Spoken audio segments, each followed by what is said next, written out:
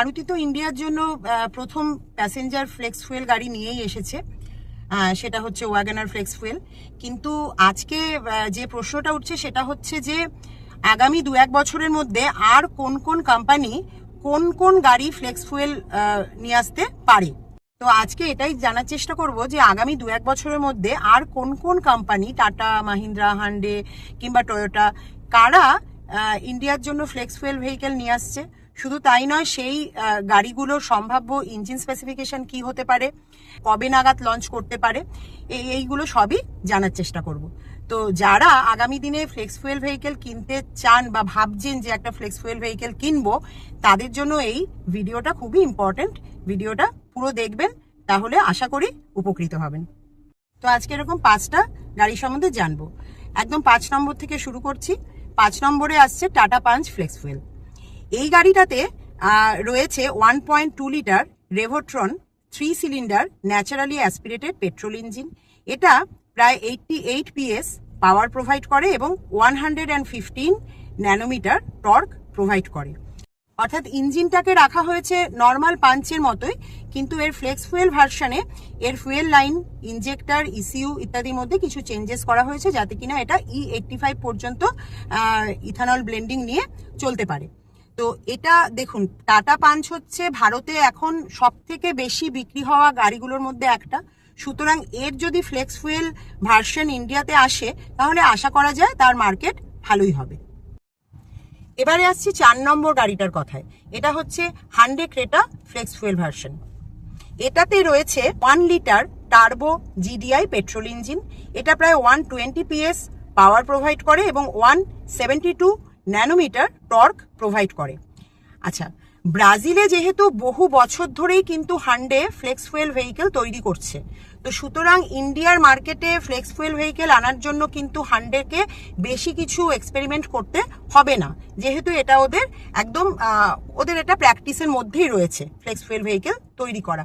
তো এই হান্ডে ক্রেটা যে ফ্লেক্স ফুয়েলটা, সেটার মধ্যে ওই টাটা পাঞ্চে যেটা বললাম, মানে ফিউয়েল লাইন, ইনজেক্টর, ইসিইউ ইত্যাদিতে কিছু চেঞ্জেস করা হয়েছে নর্মাল ক্রেটার ওপরে, এবং সেটাকে ফ্লেক্স ফুয়েল ভার্সন হিসেবে আনার একটা পরিকল্পনা করা হয়েছে। কারণ অটো এক্সপোতে অলরেডি কিন্তু Hyundai Creta flex fuel version show করা হয়েছে। আচ্ছা, এই গাড়িটা যদি ইন্ডিয়ায় আসে, তাহলে এর সেল কিরকম হতে পারে? ভালোই হতে পারে, কারণ ক্রেটা খুব জনপ্রিয় এসইউভি গুলোর মধ্যে একটা, এবং ইন্ডিয়াতে এখন তো আপনারা সবাই জানেন যে ট্রেন্ডটা রয়েছে এসইউভির দিকে। তো সুতরাং আশা করা যায় যে ক্রেটার যদি ফ্লেক্স ফুয়েল ভার্সন চলে আসে, তাহলে কিন্তু এবং যেহেতু এতে টার্বোচার্জার রয়েছে, সুতরাং এর কিন্তু বিক্রি ভালোই হতে পারে। 3 নম্বরে যে গাড়িটার কথা বলবো, সেটা হচ্ছে Toyota Innova Hycross hybrid flex fuel. দেখুন, এটা হচ্ছে সব থেকে অ্যাডভান্সড আমার মতে, কারণ এটা শুধু ফ্লেক্স ফুয়েল ভেহিকেল নয়, এটা strong hybrid plus flex fuel. অর্থাৎ এর মধ্যে রয়েছে 2 litre Atkinson cycle petrol engine, টয়োটার 5th generation strong hybrid system, combined output প্রায় 186 PS। আচ্ছা, এই গাড়িটা E85 অবধি ব্লেন্ডেড পেট্রোল নিয়ে চলতে পারবে। দেখুন, এটা স্ট্রং হাইব্রিড হওয়ার কারণে যেটা মেন এটা সুবিধে হবে, সেটা হচ্ছে স্ট্রং হাইব্রিড যেহেতু, সুতরাং পিওর ইভি মোডেও এটা চলতে পারবে। টয়োটা যেটা ক্লেম করছে সেটা হচ্ছে যে ইথানল ব্লেন্ডেড পেট্রোল ইউজ করার জন্য যে মাইলেজ ড্রপ যেটা হবে, সেটা এখানে কম্পেনসেট হয়ে যাবে, যেহেতু এটা স্ট্রং হাইব্রিড গাড়ি। তো এটা যদি ইন্ডিয়ার মার্কেটে আসে, আশা করা যায় খুবই ভালো এর সেল হতে পারে। যারা টয়োটা ইনোভা অলরেডি ইউজ করেছেন হাইক্রস, যেটা মানে স্ট্রং হাইব্রিড ভার্সনটা, তারা তো মনে হয় যদি ফ্লেক্স ফুয়েলে কনভার্ট করতে চান, তাহলে অবশ্যই এই গাড়িটা হয়তো চুজ করবেন। 2 নম্বরে যে গাড়িটা আসছে সেটা হচ্ছে মারুতি ফ্রংস ফ্লেক্স ফুয়েল। দেখুন, এটা একটা স্ট্রং ইন্ডিকেশন পাওয়া গেছে যে মারুতি ওয়াগনার ফ্লেক্স ফুয়েলের পরে মারুতির নেক্সট লঞ্চ, মানে ফ্লেক্স ফুয়েল ভেহিকেল ইন্ডিয়ার জন্য, সেটা হচ্ছে Fronx flex fuel. Japan mobility শোতে অলরেডি কিন্তু এই গাড়িটা শোকেস করা হয়েছে। তো এই গাড়িটাতে রয়েছে 1.2 litre K series dual jet petrol engine. এটা প্রায় 90 PS পাওয়ার প্রোভাইড করে এবং 130 Nm টর্ক প্রোভাইড করে।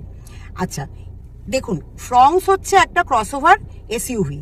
তো যাদের ধরুন ট্রু এসইউভি কেনার মতন বাজেট নেই, কিংবা যারা অত বড় গাড়ি রাখার মতো জায়গা নেই বা শহরের অলিগলি রাস্তায় চালাতেও অসুবিধে ট্রু এসইউভি গুলো, তারা কিন্তু এই ফ্রংসকে অবশ্যই চুজ করবেন আমার যা মনে হয়, মানে যারা ফ্লেক্স ফুয়েলে শিফট করতে চাইবেন, কারণ এটা খুবই ইন্ডিয়ার মার্কেটের জন্য একটা আদর্শ গাড়ি হতে চলেছে। 1 নম্বরে যে গাড়িটা আসছে সেটা হচ্ছে মারুতি ব্রেজা ফ্লেক্স ফুয়েল। এটাও কিন্তু খুব একটা স্ট্রং ইন্ডিকেশন পাওয়া যাচ্ছে যে মারুতি হয়তো এটার ফ্লেক্স ফুয়েল ভার্সন ইন্ডিয়ার জন্য আনতে চলেছে। আচ্ছা, এটা সম্ভাব্য ইঞ্জিন হচ্ছে 1.5 litre K15C smart hybrid petrol engine. এটা প্রায় 103 PS পাওয়ার প্রোভাইড করে এবং 137 ন্যানোমিটার টর্ক প্রোভাইড করে।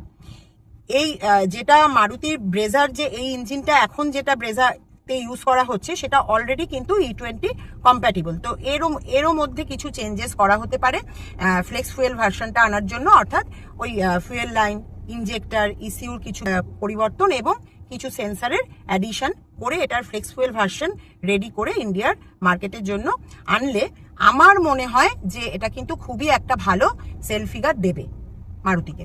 কারণ ব্রেজা খুবই জনপ্রিয় একটা গাড়ি, আপনারা সবাই জানেন। ব্রেজা মানে হাইওয়ে বলুন কিংবা সিটির জন্য বলুন, ব্রেজা একটা আদর্শ গাড়ি এবং বেশি বিক্রি হওয়া গাড়িগুলোর মধ্যেই একটা। তো সুতরাং ব্রেজার ফ্লেক্স ফুয়েল এলে যেসব কাস্টমাররা ফ্লেক্স ফুয়েলে শিফট করতে চাইছেন তারা কিন্তু এটা চুজ করতেই পারেন। তো এবারে লাস্ট যেটা প্রশ্ন সেটা হচ্ছে এই ফ্লেক্স ফুয়েল গাড়ি আজকের দিনে কেনা উচিত কিনা। দেখুন, এই মুহূর্তে আমি বলবো ফ্লেক্স ফুয়েল ভেহিকেল না কেনাই উচিত, কারণ ইন্ডিয়াতে এখনো পর্যন্ত ইনফ্রাস্ট্রাকচারই রেডি হয়নি। মোটামুটি 48 খানা মানে E85 এর ডিসপেন্সার উদ্বোধন করা হয়েছে। আগামী কয়েক মাসের মধ্যে 500টার টার্গেট রাখা হয়েছে এবং তারপরে আগামী 1 বছরের মধ্যে 5000 E85 এর ডিসপেন্সারের জন্য টার্গেট রাখা হয়েছে অল ওভার ইন্ডিয়াতে। কিন্তু অল ওভার ইন্ডিয়াতে 90,000-এরও বেশি পেট্রোল পাম্প রয়েছে।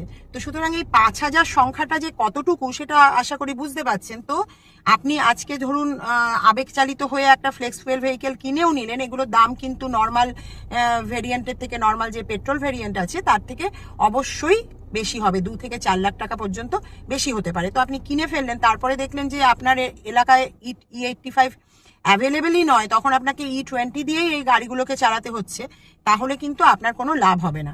সুতরাং এই মুহূর্তে যদি আমাকে জিজ্ঞাসা করেন যে ফ্লেক্স ফুয়েল গাড়ি কিনবো নাকি পেট্রোল গাড়ি কিনবো, তাহলে আমি বলবো নর্মাল পেট্রোল গাড়ি কিনুন। কারণ এখনকার দিনে পেট্রোল গাড়িগুলো সব E20 কম্প্যাটিবল করেই তৈরি করা হচ্ছে 2022 সালের পর থেকে।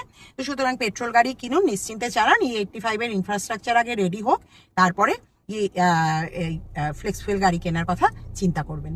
যদি ভিডিওটা ইনফরমেটিভ লাগে তাহলে অবশ্যই লাইক করবেন, শেয়ার করবেন, চ্যানেলটাকে সাবস্ক্রাইব করবেন। আবার দেখা হবে আপনাদের সঙ্গে নেক্সট ভিডিওতে। টাটা।